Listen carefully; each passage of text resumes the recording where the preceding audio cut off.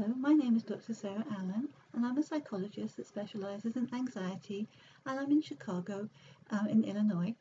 So today I'm coming to talk to you about a tip from my Simple Steps to Overcoming Anxiety and Worrying booklet. The number one question to ask yourself to reduce worry. So why do we worry and stress over things? Well, I think it's because our mind thinks maybe I'll find a solution if I think about it long enough. Or I don't want to overlook anything, so I'm going to keep thinking about this again and again. Or if I keep thinking about it a little longer, maybe I'll finally figure it out. I don't want to be surprised is another thing that people tell me. And if I consider all the possible outcomes and go over and over it, I feel more in control if something bad happens. In our sense, our worries have been working for us because they give us a full sense of control. And we have to replace this sense of control, and that's where cognitive therapy comes in. And that's the type of therapy I do.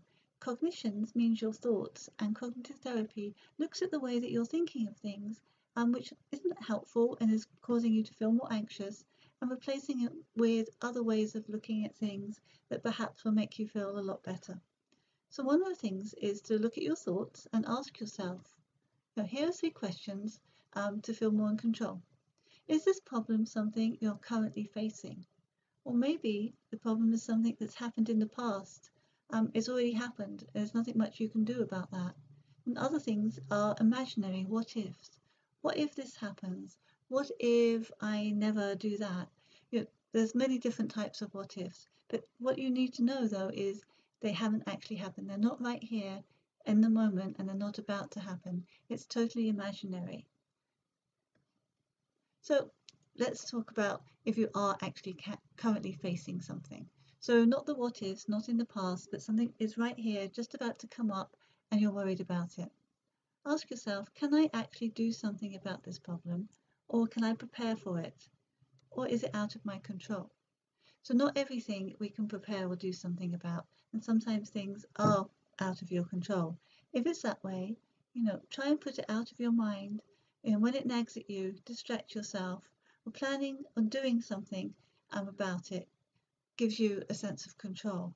But if there's nothing you can do, really practice acceptance and try and distract yourself from it by doing things you enjoy or talking to somebody.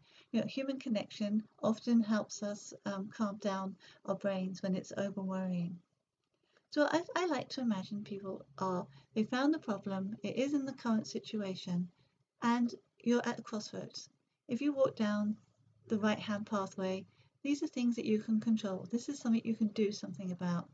But if there's no control, then walk down the left pathway and, as I say, distract and try to accept that it's happening. So when there is something you can do, we're back at the pathway again. On the right-hand side, brainstorm ideas of what you can actually do about this problem. Doesn't matter how silly the ideas are, just get them out of your head, get a pen and paper and write down all the possible things that you could do.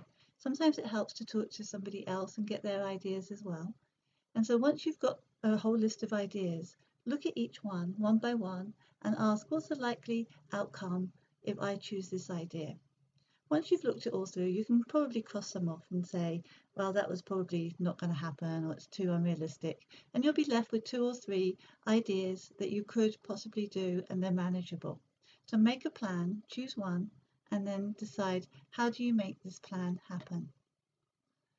This way, you're actually doing something to control the situation. It could be that you're preparing for it, or you're taking steps to make sure it doesn't happen. Trying to think of a good way of looking at that is something I might be worried about is doing a presentation. I imagine that it could all go wrong, but I'm actually going to go and do this presentation. Let's think about what might happen. I might be walking across the stage and I trip up and fall over. That would be very embarrassing. Or maybe I'm talking and I forget what I'm going to say, and I have my note cards and they fall all on the floor. Or I might worry that somebody will ask me a difficult question I won't know how to answer. Well, I can prepare for all of those. I can wear sensible shoes. I can, hold on to my note cards tightly and really go over my talk beforehand. So even if I drop them, I could still know what I'm talking about that day. And lastly, if somebody asks me a question, I would just say I don't know the answer to that if I didn't, but please let me have your email address and I'll get back to you as soon as I can. So, you know, it's maybe anxiety provoking thinking about do that, but those are things that I can do to prevent that situation being really bad. The other thing is most people worry about something, and when it actually happens, it's not nearly as bad as they think it's going to be. So don't let your worry stop you doing something, and don't let yourself not be able to get sleep or lie there ruminating, which means going over and over things. Take control, actively worry, which in other words is a useful worry. You're doing something about it. You're taking the problem, you're looking how you can solve it or how you can be more prepared for it, and you're doing something about it. Or the other choice is you actively decide to do nothing, and that's a good choice as well sometimes. You don't always have to do something, but if your brain telling your brain, I'm going to do nothing, then you let your brain kind of relax on the subject and say, okay, doing nothing, I've made a decision. So, summary, we worry because it gives us a false sense of control. Ask yourself, is this a real problem that's actually happening in the present day, not a what if or in the past? So, what about the problem can you actually do something about? We've talked about things we can control and things we can't control. And if you can control it, make a plan and decide to do something about it, or accept the situation and decide not to do something about it. So, that's one of the many tips in my booklet called Simple Steps to Overcome Anxiety and Worrying. I hope you found it useful. I'm going to be doing some other videos for other tips from the book. If you'd like to visit my website, drsarahallen.com, I have another 5 free booklets. All these booklets are free for you to download. You just go in there, put your email address, and then a copy of the booklet comes to your email. I've also got lots of blog posts and lots of articles on the website, so please come over there and join me if you found this talk interesting. Thank you for coming today.